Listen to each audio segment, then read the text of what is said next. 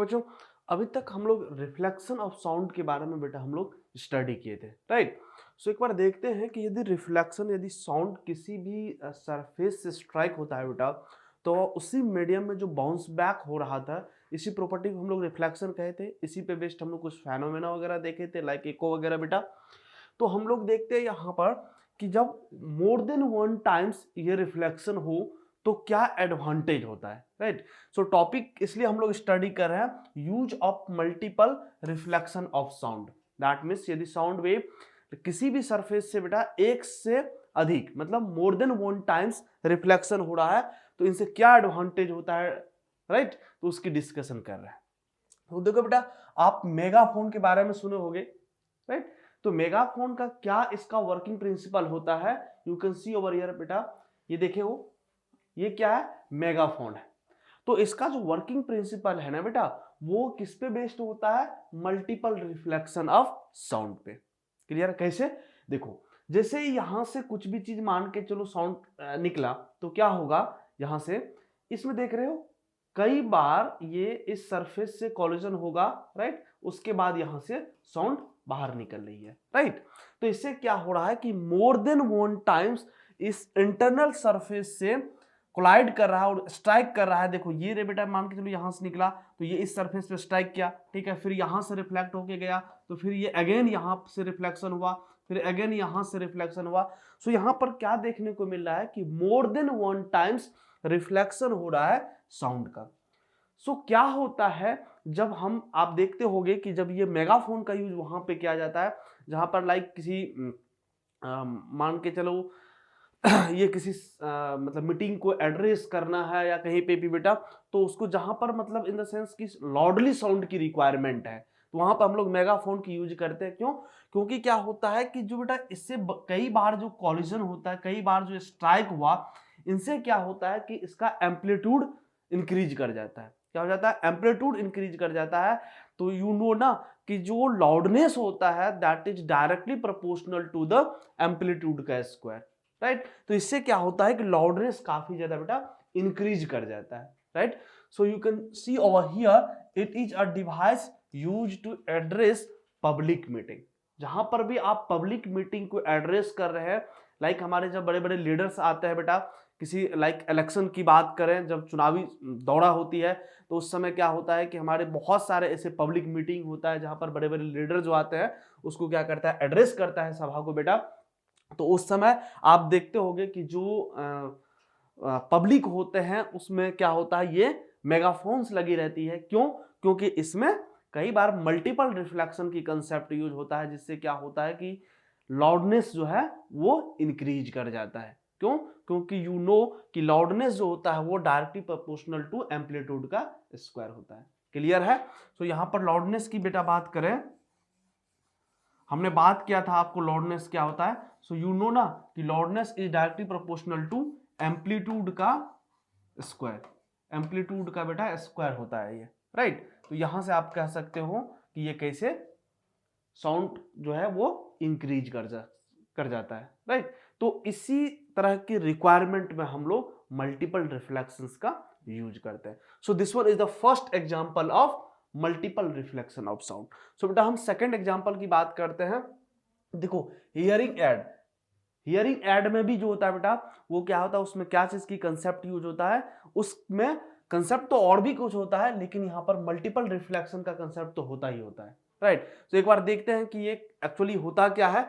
It is used by a person who is hard of hearing. कौन use करता है बेटा इसका, हियरिंग एड का कौन करता है, the person who is hard of hearing. Like आप देखते होंगे कि बहुत सारे ऐसे पर्सन होता है जिसको सुनाई बहुत ही कम पड़ती है, राइट। तो ऐसे पर्सन क्या करते हैं, इस डिवाइस का यूज करते हैं, जिसे हियरिंग ऐड करते हैं बेटा। You can see over here, this is look like this. ऐसे होता है, इसमें क्या होता है कि बैटरी होता है, अर्थ को मतलब इसमें होता है, इसमें क्या करते हैं, इसको यूज किया जाता है। इसका यदि और भी हम देखें इसका बेटा, you can see over here कि ये जो है ये स्पीकर है, यहां पर जो यूज रहता है दैट इज द माइक्रोफोन। और ये बेटा ये किससे जुड़ा होता है, एक कंप्यूटर प्रोसेसर अंदर में लगा रहता है और बैटरी।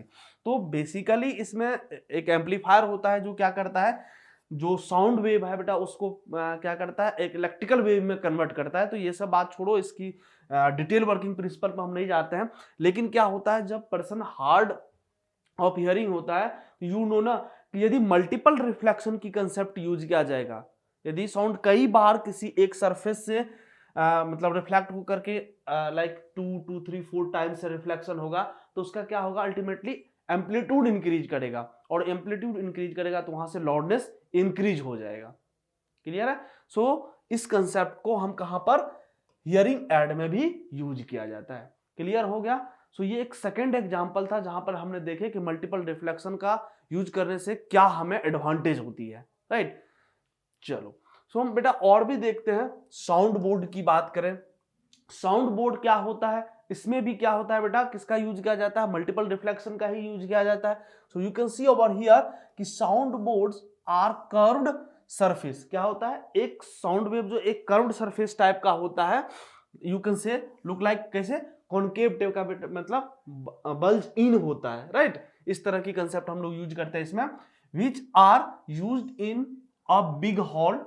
यदि कोई बड़े हॉल है बेटा, यदि कोई उसमें मान लो कोई अपना शो ऑर्गेनाइज कर रहे हैं, तो उस समय इस कंसेप्ट को यूज किया जाता है to direct the sound wave towards the people sitting in a hall. You can see over here बेटा, एक बहुत ही बड़ा हॉल है जिसमें किसी भी प्रकार की, लेट्स सपोज कि हम कोई एक फंक्शन, कोई इवेंट ऑर्गेनाइज कर रहे हैं, तो उसमें क्या करते हैं हम लोग, इस तरह की कंसेप्ट यूज करते हैं। उसमें आप देखते होंगे कि इसमें you can see over here, यहां पर देख रहे हो बेटा, ये क्या है, एक कॉनकेव टाइप का कॉनकेव सरफेस बनाया जाता है। क्यों बनाया जाता है, ताकि यहां से जो स्पीकर जो लगा हुआ है, यहां से जो साउंड निकल रहा है बेटा, यहां जाएगा, इससे क्या होगा, रिफ्लेक्ट होगा, एंड रिफ्लेक्शन के बाद यहां पर पर्सन को सुनाई पड़ेगी।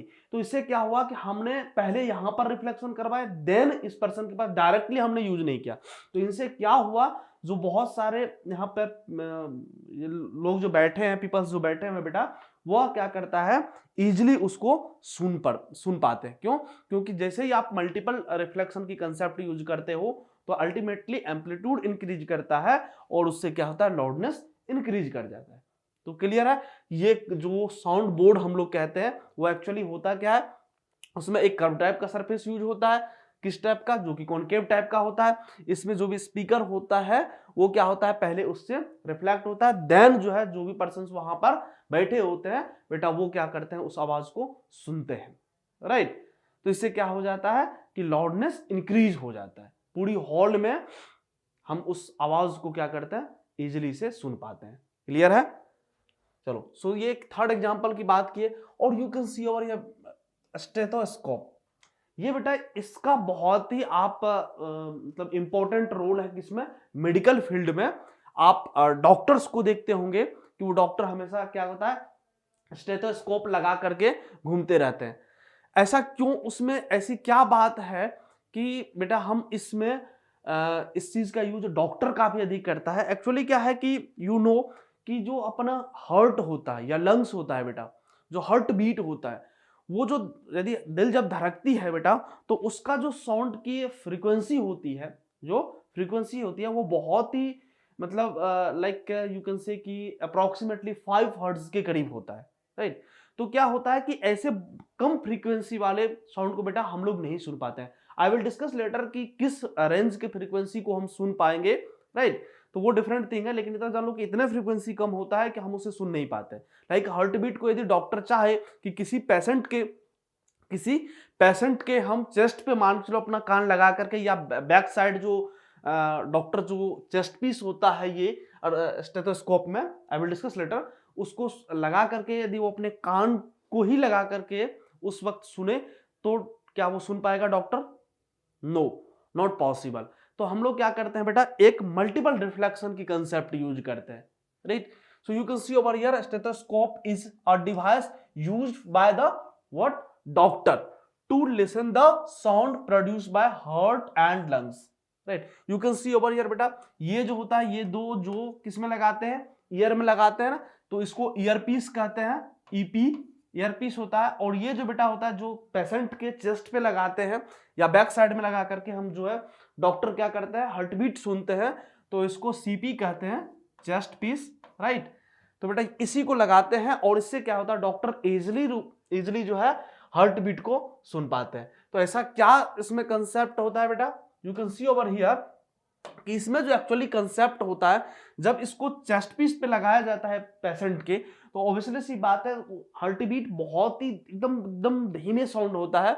तो देखो you can see over here कि इसमें कितने बार यहाँ पर मल्टीपल रिफ्लेक्शन होगा बेटा, कई बार ये मल्टीपल रिफ्लेक्शन हो करके इस डॉक्टर के ईयर तक जाता है। तो ये टक टक टक टक टक की जो आवाज होता है ना बेटा, जब हार्ट बीट जो लगाते हैं, तो एक्चुअल में ये देखो टक टक टक टक टक कितना बार ये मल्टीपल रिफ्लेक्शन होने के बाद जो डॉक्टर के ईयर तक पहुंचता है।